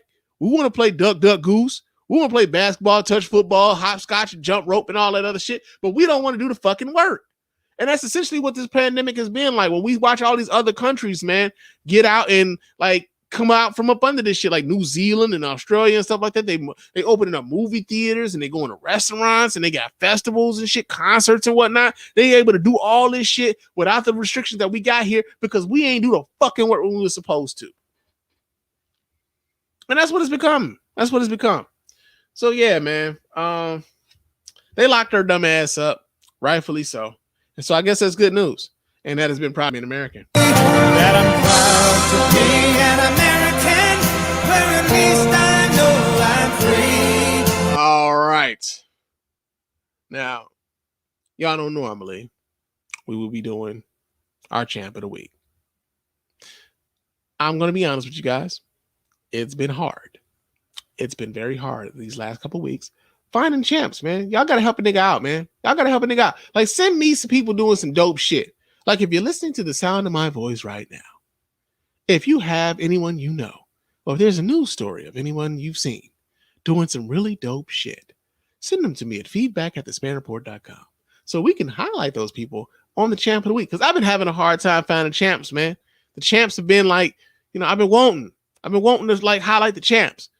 And I ain't had a lot of champs, man. Like, I've been like, shit, who gonna be champ this week, bro? I don't know. But, with that, we don't have a champ of the week this week. But unfortunately, we do have to bring this back. Yo, we got some hats now, motherfuckers. We got our AssHat of the week this week here at the Spann Report podcast. And our AssHat of the week is an Indianapolis man by the name of Malik Halfacre. Malik Halfacre is 25 years old. And he shot and killed. Well, you know what? Let me read this story. This comes out of WDIV here in Michigan. I believe this story actually comes out of Indianapolis, but an Indianapolis man suspected of killing 3 adults and a child told police he fatally shot the 4 victims after he and his girlfriend argued because he wanted a share of her federal COVID-19 relief money, according to a court document and one of the girlfriend's relatives. Malik Halfacre, 25, was being held Tuesday at the Marion County Jail for 4 preliminary counts of murder and 1 count, each of attempted murder and robbery. He has not yet been formally charged in Saturday's shootings, which police have said occurred following a heated argument in a home where officers found the bodies of Anthony Johnson, 35, Daquan Moore, 23, Tamika Brown, 44, and 7-year-old Eve Moore. Halfacre's girlfriend was critically wounded. A probable cause affidavit filed Monday in Marion County Superior Court reveals more details about the argument. It says that Halfacre told officers following his arrest Sunday evening that he and his girlfriend, identified only as JM, were arguing because he wanted some of her stimulus check. Mr. Halfacre admitted to shooting all of the deceased individuals in the house. He also said that after everyone was shot, he took the money, JM's purse, and her car and left the scene with his 6-month-old daughter, according to the affidavit. The baby was later found unharmed at the home of Halfacre's sister, according to the affidavit. Wendy Johnson, the cousin of Halfacre's girlfriend, told WXIN-TV that before the shootings, Halfacre demanded half of his girlfriend's $1,400 pandemic stimulus check, but her cousin refused. She had just got her money, and he wanted half of her money. She told the station, cited that her cousin had said after the encounter, she said, "No, you don't deserve any of this. I work. I take care of our child. You don't do anything." Johnson said her cousin had offered Halfacre $450 of her stimulus check, but that he replied, "I'm going to get that money." Halfacre's sister told officers that when her brother came to her home and dropped off the baby, he also admitted to killing 4 people and told her details about how it happened. Officers later found Halfacre in the attic of a friend's home about 4.5 miles from the shooting scene. Like, yo, just bury this nigga, man. Just bury him. Like, I'm not a prison abolitionist, nothing like that. And the fact that you, like a child, a 7-year-old child, died because you wanted half of a stimulus check. Half of a stimulus check that you didn't earn. And a child died, not a 7-year-old. You shot and killed. You pulled your gun on a fucking 7-year-old, man. Now I know, her mom and her brother and I believe an aunt, like, you pulled your gun on a kid, man, on a child, an innocent child. Bury this nigga, man. Bury him, like, alive. Also, whatever you got to do to him, like, just make him pay. Make him motherfucking pay for what he did to those people. And I hate to end the show on a note like that, but it is what it is. It's time for us to get on up out of here. But of course, before we do, I got to remind you guys how to get in touch with us here at the Spann Report podcast and let your voice be heard.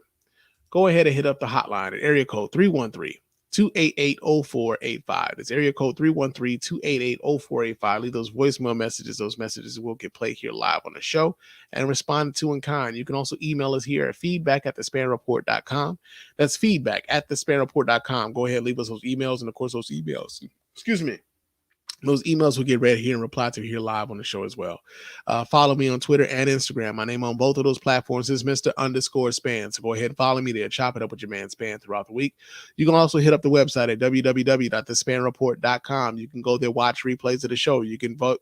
You can vote in the polls when we decide to put those polls up. You can donate to the show as often as you like, as much as you like. And of course, we really do appreciate every dime over here at the Spann Report Podcast Network. And also, you can hit up our store over there, man. Buy yourself some merch. You get yourself a t-shirt, or a wife beater, or a hoodie, or a coffee mug, or some stickers, man. We got a little bit of everything in the store. Face mask even. Go ahead and cop some stuff up out of there and help us out in that way, man. We really appreciate everybody who goes about the business of doing that, man. Also, leave us a 5-star review on iTunes and or Stitcher Radio. Those 5-star reviews are the ones that get read here live on the show. It doesn't cost you a dime, man. Just a couple minutes of your time to let everybody know why you're rocking with us over here at the Spann Report Podcast Network, man. Real talk. It is time for us to go. I've been running my mouth for damn near 2 hours, man. Y'all gotta get, it's time for me to go. My damn voice is tired and everything. I will talk to you guys again soon. But until next time, fam. Peace.